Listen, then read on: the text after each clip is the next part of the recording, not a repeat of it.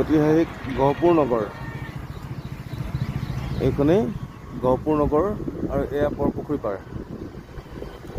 আৰু বৰপুখুৰী পাৰৰ এইখনেই ঐতিহাসিক গহপুৰ আৰক্ষী থানা। ইয়াতেই পতাকা উত্তোলন কৰিবলৈ আহি কনকলতা আৰু মুকুন্দ কাকতি শ্বহীদ হৈছিল। 42ৰ গণ আন্দোলনৰ সময়ত ব্ৰিটিছৰ গুলীত তেওঁলোক নিহত হৈছিল। আৰু এই বৰপুখুৰী পাৰতে বৰ্তমান তেওঁলোকৰ প্ৰতিমূৰ্তি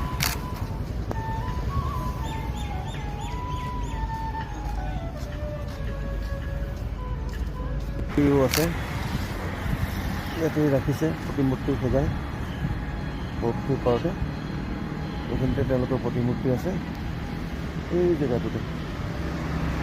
আৰু এতিয়াও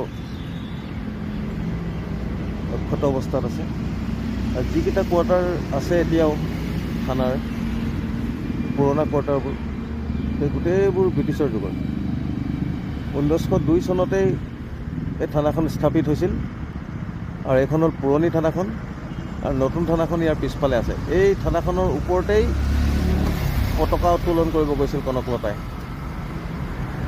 এই থানাখনৰ ওপৰতে।